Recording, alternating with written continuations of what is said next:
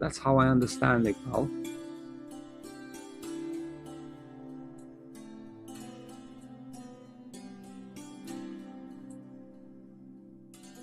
Scientific philosophy, again, Ibn Rushd comes to mind. And he's very popular as part of the Western Renaissance as well. He was in Islamic Spain, living around 12th century, together with also Andalusian philosopher Ibn Arabi. So there's a crater on the moon named in his honor. So the description of the Americas is also mentioned in his works. And further on, Columbus had 2 Muslims on his ship, the Santa Maria. There were Muslims that were using the astronomical equipments that are mentioned in the Arab manuscripts, and but he had a different agenda, and his agenda was exploitation and getting the gold to power the crusades from Isabel and Ferdinand to take Jerusalem. My particular viewpoint on it is that Jerusalem should be, the whole world is a shared legacy. Why fight over it? So we have short existence on this planet. We should be able to live in peace together and uplift the human condition. Whatever differences we have can be definitely solved if we look at it from an open-ended perspective, and share and care, because there is abundance. Simultaneously work together to uplift the human condition. Al-Ghazali, he's having lots of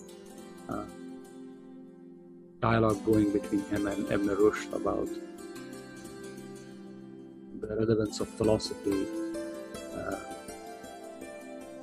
in the practical modes of life and so on and so forth. He goes through his dark night of the soul against the orthodoxy and tries to create a synthesis, pretty powerful and very well known in Western literature as well.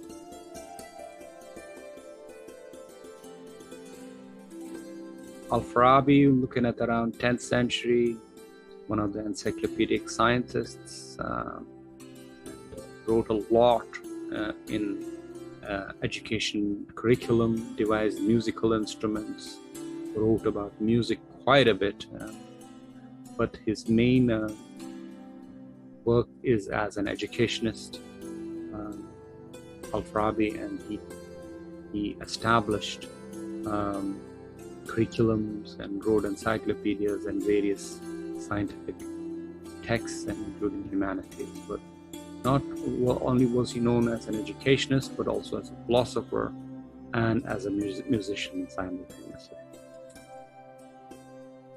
Human rights, the Achitnama is handwritten by Ali Abu Talib, Muhammad's cousin, Abu Talib, his uncle. And there's a signed document, hand imprinted by Muhammad and Ali, which is called the Achitnama, which was given to St. Catherine's Monastery as a protection. The various issues on human rights are elucidated in it, and this is the document in English, and this is the original Arabic. It is considered as a very highly venerated document by UNESCO as one of the treasures of the world. It's still in the capacity of the St. Catherine's Monastery in the foothills of Mount Sinai in Egypt.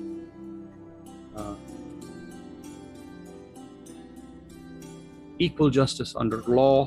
You can see the Supreme Court in US here mentioning Prophet Muhammad, venerating him as the greatest lawgivers of world history.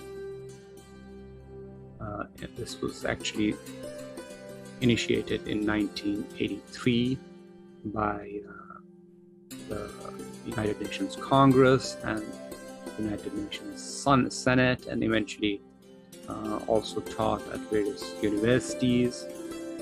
The Achitnama was one of the documents, including the Quran. Harvard School of Law has the following to add.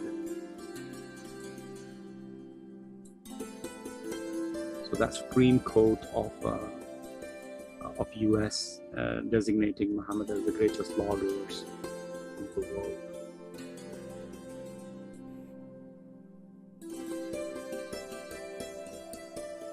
So Quranic verse on justice displayed on the entrance wall of Harvard Law School. O ye who believe, stand out firmly for justice as witness to Allah, even as against yourself, or your parents, or your kin, or whatever it be, against rich or poor, for Allah can best protect both. So all these tribal allegiances, all these side taking without evidence, all that lawlessness was denounced by the Quran, and it was focused on the idea of justice, empirically derived through proper jurisprudence, lawmaking, using people who are trained in this discipline, that is judges. So again, the Achitnama, there is a book written by Denise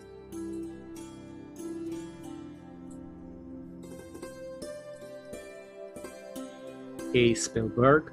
It's called the Jefferson's Quran, and this mention of the Achitnama is there, and it's Jefferson's Quran is mentioned over there.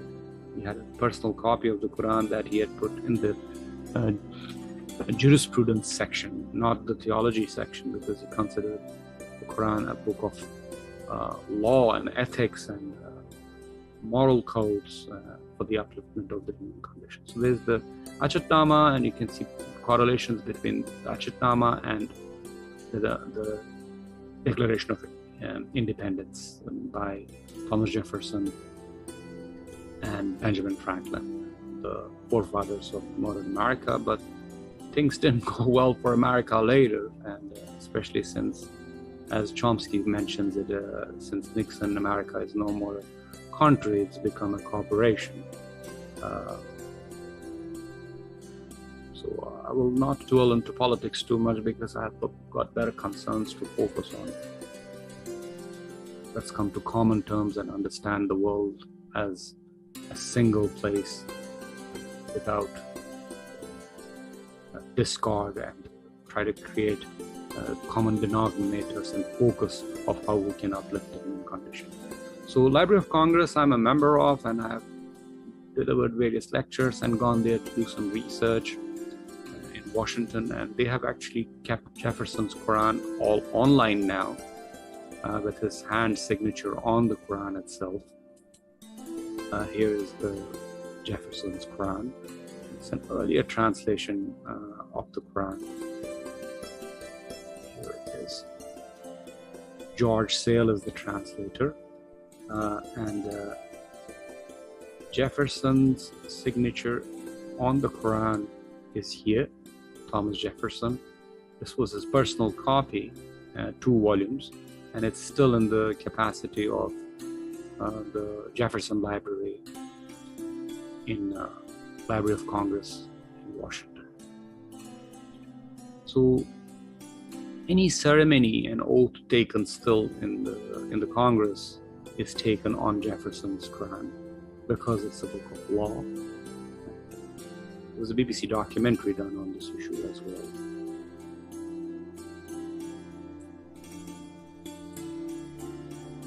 So 3 world leaders, Imran Khan, Prime Minister of Pakistan, Recep Tayyip Erdogan, Prime Minister of Turkey, and by now the ex-Prime Minister of Malaysia, Mohammed Mahathir, they have come together to team up and work towards unity, not just for Muslims, but the world as a whole. Just read this directly from here. So Pakistan, Turkey, and Malaysia are working together to address multiple challenges in the world that include education, interfaith understanding, human rights, climate change, sustainable development, and Islamophobia, which is very xenophobic perspective of us against them, which is nullified by the sacred scriptures, but that are unadulterated based on etymological root meanings. It's all, we're all human beings, and we should work together.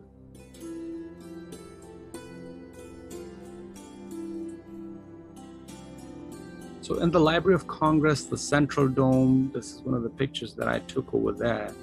You can see there's one inscription in the central part of the dome with Islam mentioned as the contribution physics, which is the experimental method, which is the highest of the sciences in terms of matter, is physics. This is Al-Haytham, and the particular reference is made to science, physics, right in the central part of the dome over here.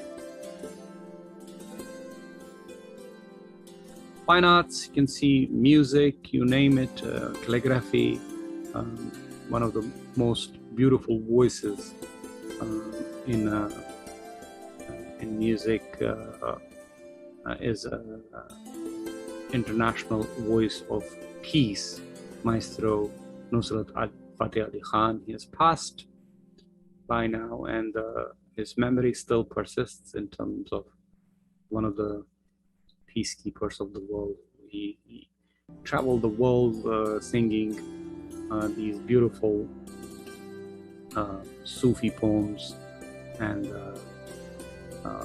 love of the prophets and so on and so forth, love of humanity, upliftment of the human condition. But he was a voice of peace, and Nusrat Fateh Ali Khan at one of the highest pitches ever recorded in terms of musical equipments and musical recordings, in terms of understanding the science of music, which is something that I would love to go more into, but we'll be swaying away from our main topic. So Islamic culture also produced a lot of musical instruments that found their way into various parts of the world, together promoting music from other parts of the world, and as a synthesis coming up with this beautiful articulation of qawwalis and Sufi chants, and something that everybody can relate to, and it touches the heart. And also reflect on the Gregorian chanting or other kinds of things from different cultures that have a similar resonance. Literature and drama, you can see there's mentions the 1001 Nights, as I was talking about, in general literature as well, including Gulliver's Travels. Also, you have references to Islamic literature from there. But another huge contributions made in humanities and literature as well. Handicrafts, one of the poems from Iqbal is, you made the world, but I turned into a rose garden, as Iqbal says, and in reference to the beauty of Islamic architecture.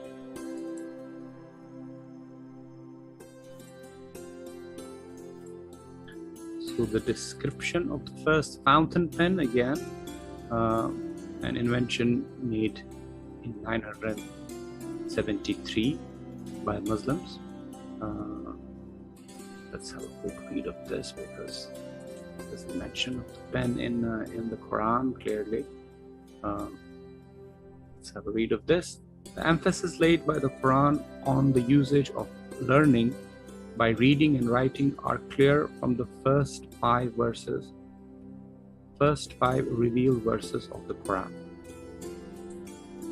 Read in the name of your Creator and Sustainer, who created human beings out of a mere clot of congealed blood.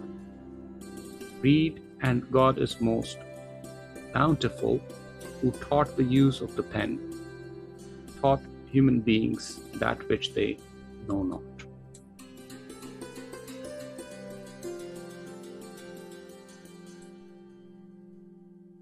And at another point says, Noor, I swear by the pen and what the angels write.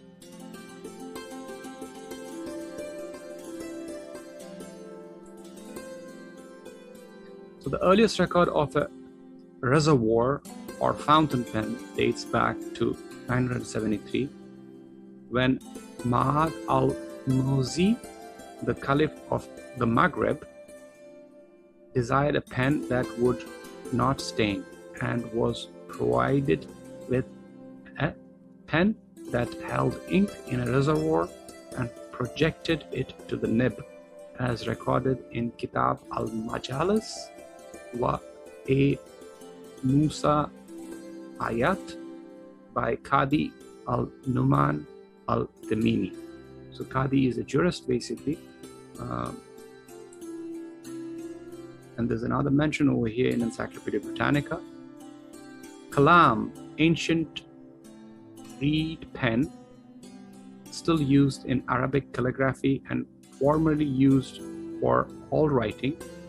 The kalam was cut from between 2 nodes of the stem of a reed, chosen for its straight fibers, as thick as a finger and 8 or 10 inches, 20-25 centimeters long. The reed segment was soaked and sun-dried, and a nib somewhat resembled that of a steel pen was fashioned by slicing off the thicker end at an angle and cutting an ink slot in the tip. Separate nibs were shaped for different calligraphic styles, their points varying in width, sharpness, angle of concavity, and position of the ink slot. So moving on. Let's see, fine arts, calligraphy. Leonardo da Vinci, again, Renaissance polymath, artist, experimental scientist, innovator, engineer. So latest evidence from various universities, not only in Italy but also here in America, have indicated clearly that he was highly influenced by his mother, who was a Muslim, and she was from Azerbaijan. And some of the scientists also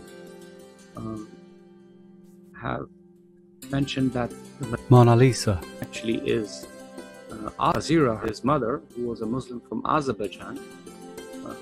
And I will leave it there, and there's a lot of description about Da Vinci in the encyclopedia itself, and all the technology that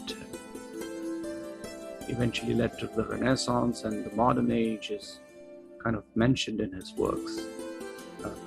Engineering equipment and anatomical structures and so on and so forth. The description of the Vitruvian Man, the idea of proportion in Islamic geometry and trigonometry, is also elucidated in various works preceding Leonardo and mentioned by Leonardo in his books.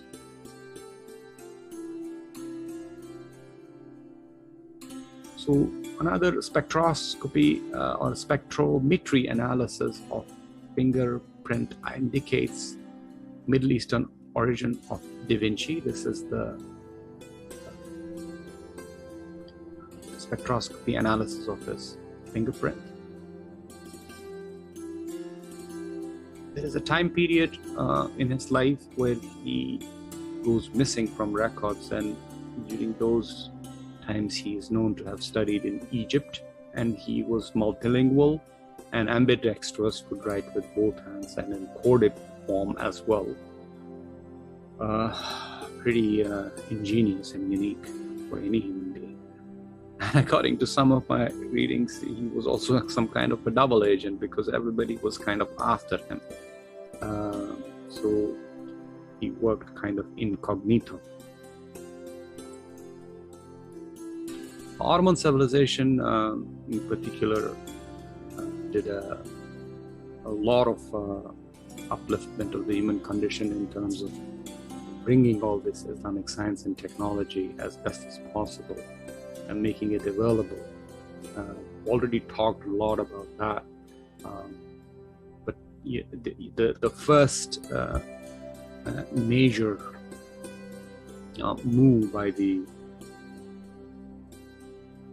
Muslims in the steppes in Eastern Central Asia, they were hounded by the Mongol hordes from one side, and on the other side they were hounded by the Knights Templars, the Crusades.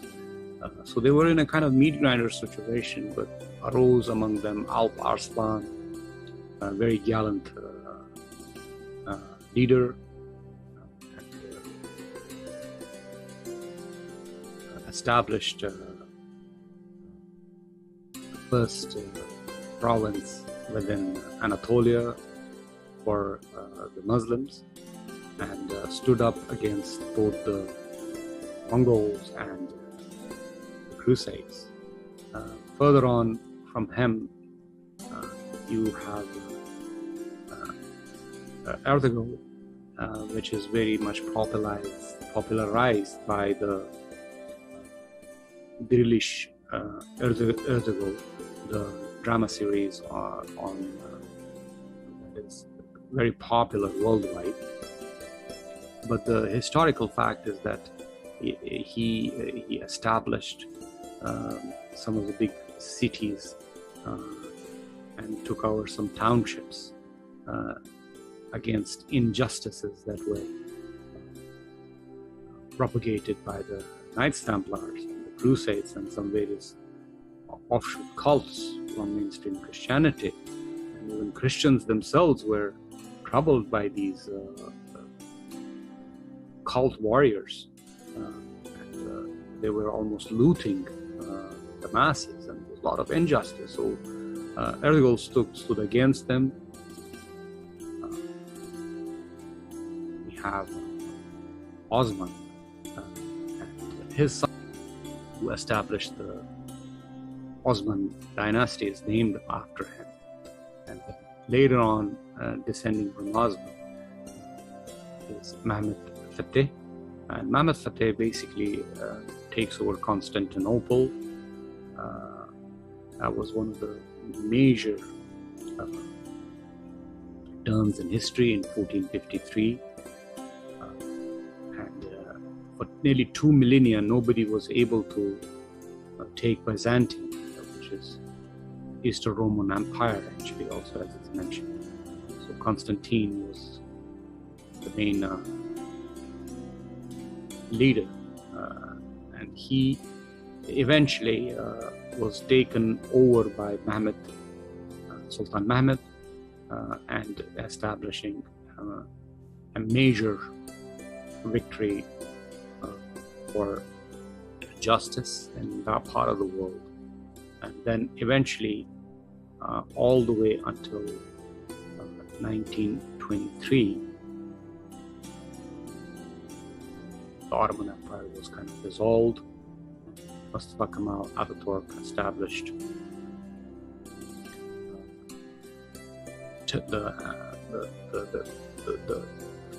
established Turkey and as a sovereign nation.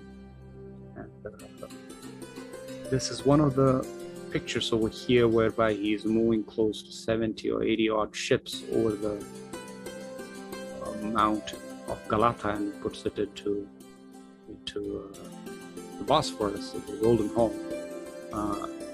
And takes over for a very well-known event in military history.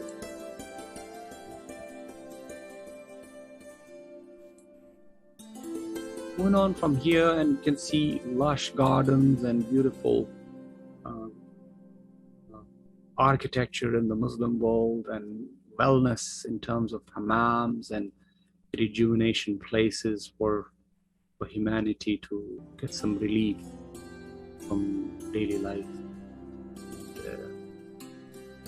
Wellness was also inclusive as part of the culture. And scents and perfumery and spas and gardens were part of the high culture of Islam. Coming to the modern time now, you have the challenge with global warming, and this is the NASA image from IPCC, International Panel on Climate Change. We are heading for trouble. How do we avert this catastrophe? I have written a lot on this. I lecture on this subject. And this is, all our petty differences are meaningless if we do not solve this major crisis. And science is a good tool to deal with it. And in particular, this reference made in the Islamic sciences, in the Quran in particular, is how to deal with this problem of profiteering and exploitation and use science in a proper way. Is highly imperative. So another problem to basically look over, there is no such thing as religion. They are all the same thing. And what is the same thing? What are you doing for others? And that's what the sine qua non of all the sacred scriptures is crying about. Love your neighbor as yourself, so to say, in Judaism and Hinduism and Zoroastrianism. But this is the original sacred scriptures, not the manipulated ones, including Islam. In majority case, the Quran has been almost nearly completely mistranslated based on orthodox dogma, especially in the Indian subcontinent literature and also in the Persian literature. And the idea of God, what does it mean to say God? All the sacred scriptures are saying the same thing. So what are we fighting for? Absolutely nothing. So I will wrap up with this Golden Eagle Ode, a poem that I have written in honor of the idea of Shaheen, or the Golden Eagle, or even you can call it the Phoenix, you can call it Murga Huma as in the Persian literature. And then with that I will end my talk. Golden eagle, fiery bright, in the mountains high above in dynamic flight. Who fashioned thine divine grace? What alchemy flooded thy warm blood? Who cast thy sharp visionary eyes? What tumultuous storms burns in thy robust heart? Whose love pangs throb in thy radiant bosom? Thou art the phoenix that rose from the ashes. If subjugated, thy talons ripped apart everything. Earned thy uncompromising freedom. Thy mighty wings fly to never-ending worlds, diving directly into thy beloved's heart. Cannot succumb to any trickster's plot. Golden eagle, fiery bright, in the mountains high above, in dynamic flight. I have a particular inclination towards the fact that this idea of golden eagle as Shaheen is not only in the Central Asian cultures, of which we are also an offshoot, but it is in all the indigenous world literature, that this beautiful creation of the Creator, the golden eagle, and its characteristic traits that have been described by Iqbal very beautifully and articulately, and canonizing into the idea of Khudi, I wouldn't say it canonizing, but articulating it into the idea of khudi, self-esteem, including bekhudi, which is ramuz bekhudi. Or in the Asrar Khudi, he is first of all described it so beautifully and eloquently in Persian also.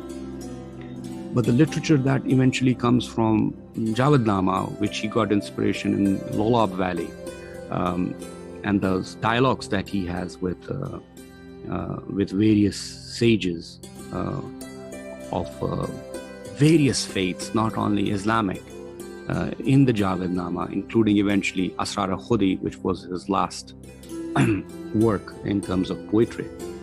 He is basically embarking on upliftment of the human condition, erasing canonical dogma, erasing confirmation bias.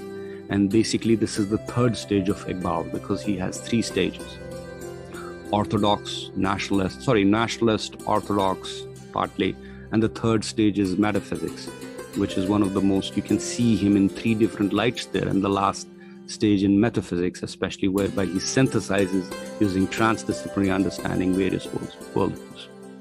So with that, I believe my time is up, right on the dot.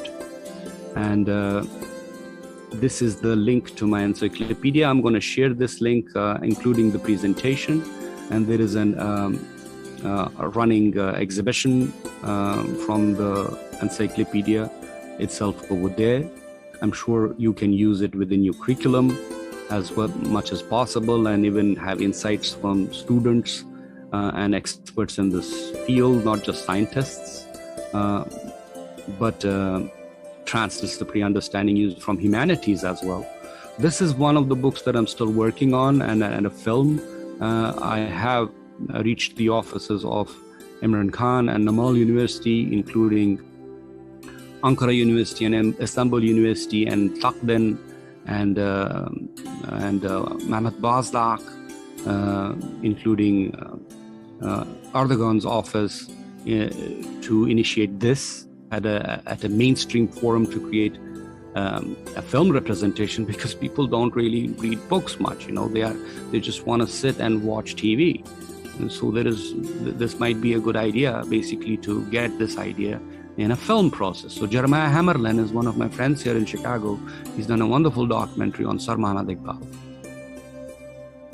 Create a film and basically call it Muhammad Iqbal Untold Story of Kashmir, and this is the work in progress still. The other books are already out, and many of the universities, especially by this one, Illustrated Encyclopedia of Golden Age of Science and Civilization in Islam. And this is various multimedia videos, links to Islam and science. Claire Forrester there in UK, also known in this field.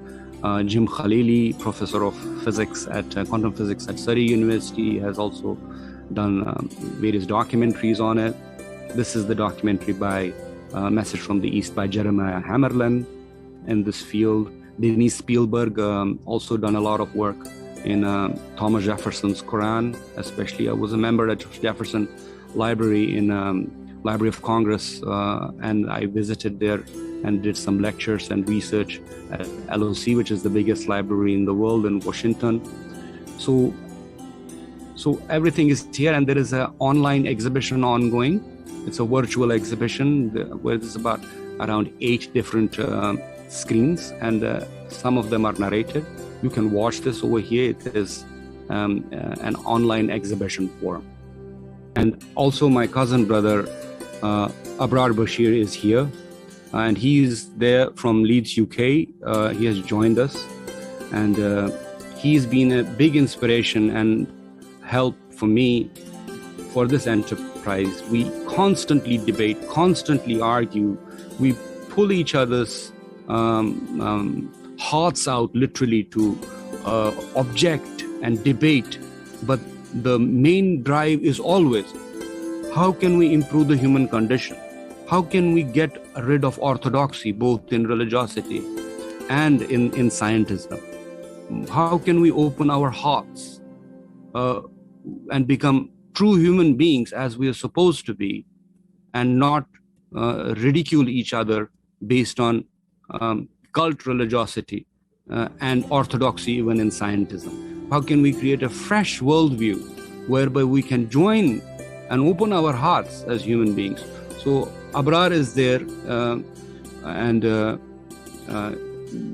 sitting in any debate with Abrar on any subject, you're done for the whole day, because this person has a polymath knowledge, and he's very open-minded in terms of understanding the idea of linguistics in the understanding of the Quran, especially.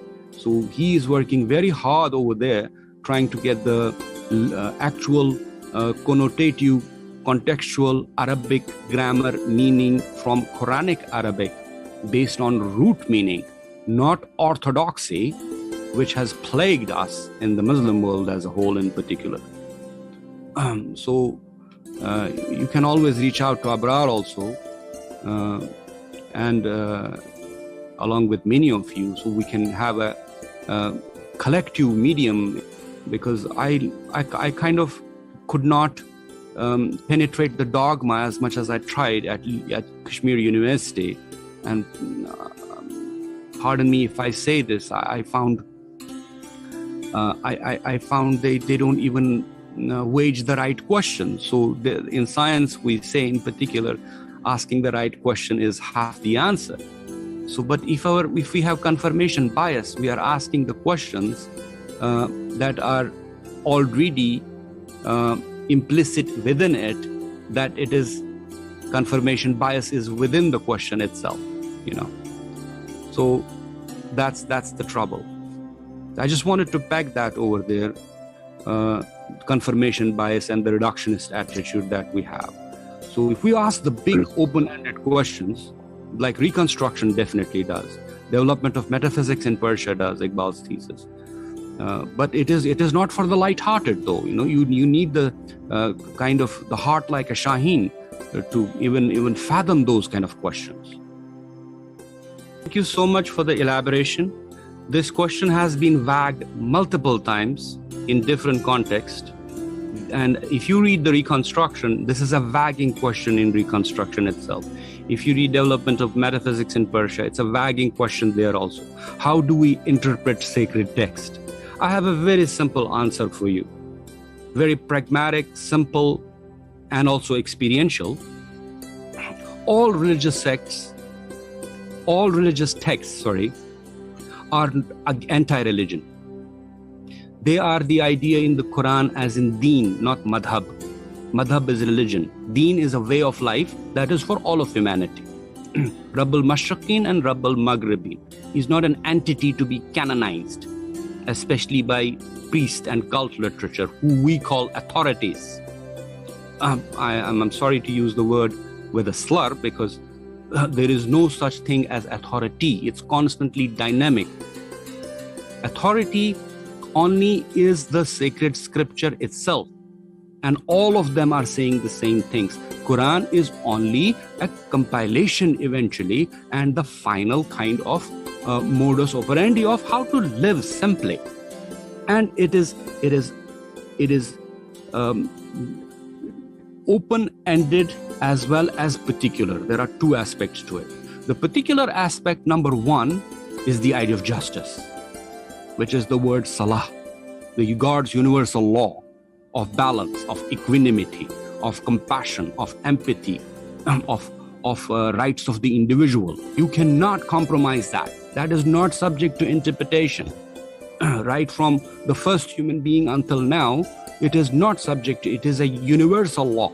You cannot shortchange anybody. You have to, that the responsibility upon every individual is to make sure that justice prevails. That is the particular. Now the open-ended aspect, which is in the Quran called ijma, ijtihad, tadabbur, tafakkur. And in reconstruction, there is a complete chapter about how do we go about innovating practices in agriculture, renewable energy. They're not mentioned in the Quran, but it is asking for you to open up, do peer-reviewed analysis, understand the nature of matter and reality, and use it in a way that it does not compromise the balance in nature, which is called mizan in the Quran.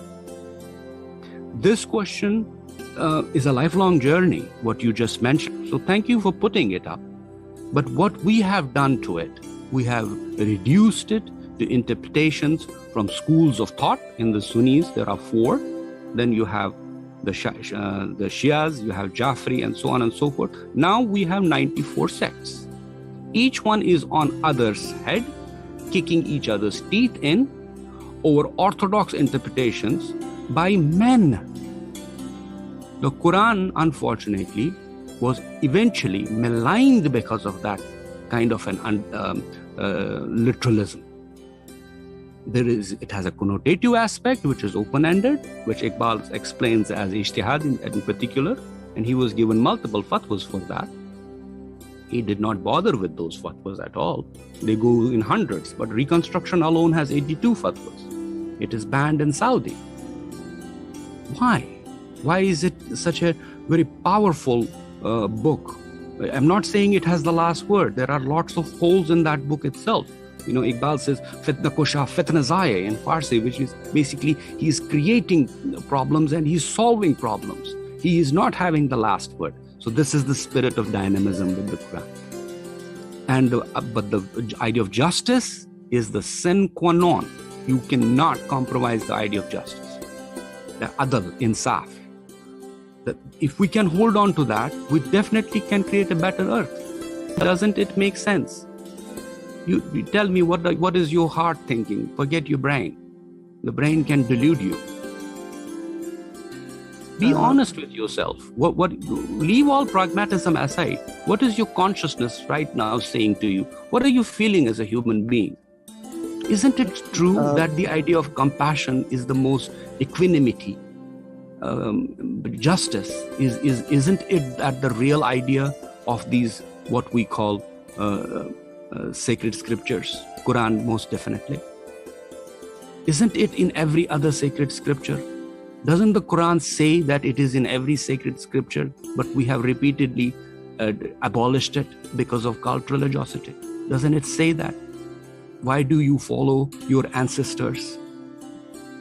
Why don't you go to the haqq, which is basically the truth? I'm just intrigued as well as you get outside the classical worldview. Get outside the schools of thought.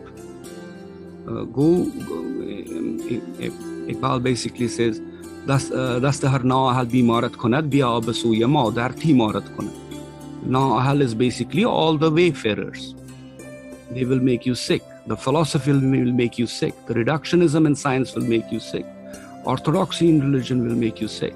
Come to the mother, the original sacred scripture, and respect all the other faiths also, because they all tried to come and abolish reductionism, dogma, religiosity. It's an honor, no problem.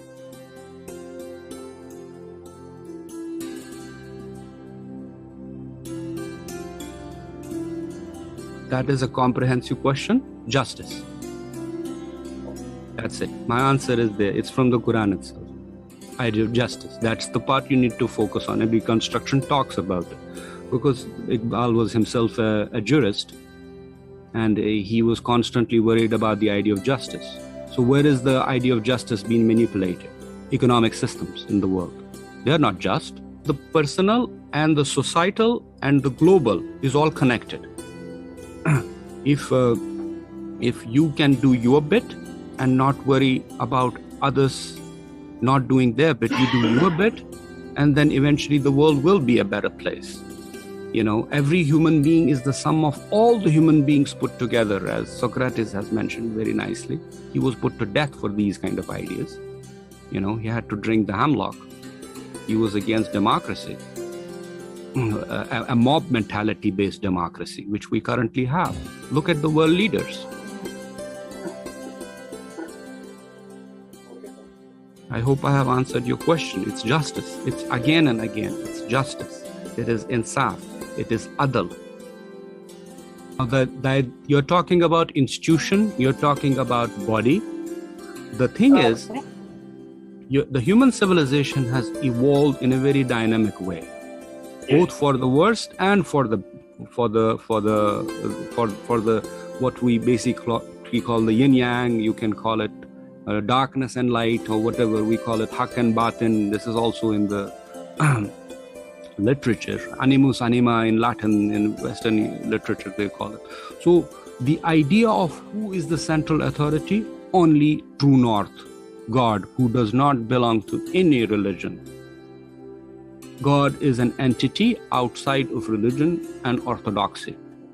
And all religions tried to get rid of the orthodox dogma. We human beings are all brothers and sisters as a community globally. Look at what we have done to each other. All these sacred texts are God's word, but we have misinterpreted them, mistranslated them using orthodoxy. So your question, to answer it, who will do it? It's a very pragmatic question. I would say change can be initiated at the individual level, societal level, and eventually global level. And if you look at the size of the universe, it's unfathomably big. There's a plan. It is not accidental. It is not drama.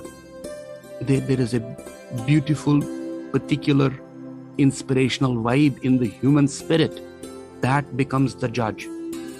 The farmers who are currently compromised, especially from Punjab, they will become the judge. Human beings will rise as a community, global community, and there will be better times for sure. I can already fathom it, because it cannot all go to hell in a handbasket the way we are doing, leading our lives currently in reductionism, both in religion and in science. The collective good will is a matter of threshold. In science and physics, we say 10% threshold is good enough to overtake the paradigm. In quantum physics, we can say it. We can use it even in quantum biology, in terms of the caterpillar turning into a butterfly, the imaginal cells in it, which also code for the same gene as in the cardiac tissue, which has been recently found by evolutionary biologists. So there is a much stronger force behind us as human beings. Let us focus on that inner dimension within each one of us. Let's not get stuck to dogmatism and in any complex vis-a-vis religious orthodoxy or even scientific orthodoxy. And then these sacred scriptures, in their root meaning, they will speak to us. They will open our hearts, and the basic principles of justice, equanimity, sustainability, well-being, love for the other, compassion as the driving force of humanity. That's what these scriptures are saying, and I bullet pointed them in my text from contemporary comparative religion perspective. Comparative theology is called as a subject. It goes to the same precept, and the precept is, what are you doing for the other? That's your litmus test. I just want to also end that very positive note. The idea of ishq, the idea of love for humanity, irrespective of any denomination, caste, color, creed, religious positioning, or whatever, even the rituals, whatever they are different. Eventually, the main ritual is the idea of love. Is that better now? Yeah? Yes, that's better. Hello? Yeah. So basically the aim of life is to identify and unfold the beauty, the constructive potential in everything. Yes. Including human beings. ताकि जो कुछ भी खूबी जिस शान में भी हो, उसका नमूद हो, वो उभर आए. And that should happen within an atmosphere of love and peace. Absolutely. Right? So that is the overall sort of purpose of life, and I don't think any rational human being should have any problem with such an aim. and this is the aim that all the scriptures in the original intent communicated, but it has become crooked and cumbersome over the years, and we have, I call it Shanakht Kabul. We have been given different names, branded differently, just guys. Whereas we cannot truly understand, we cannot sort of crystallize who we are. Absolutely. Absolutely. It's to know everything there is to know, and we should live peacefully. Shukriya. It's been wonderful to be here. Like, it's very emotional because my father, Principal Safuddin, was very dear to me. So it's also very emotional for me to sort of be a part of this gathering. Thank you. It's going to make me cry now. Assalamu alaikum, Sat Sri Akal, Namaste. God bless everybody. God bless humanity. And let there be peace and justice for everybody. Thank you very much.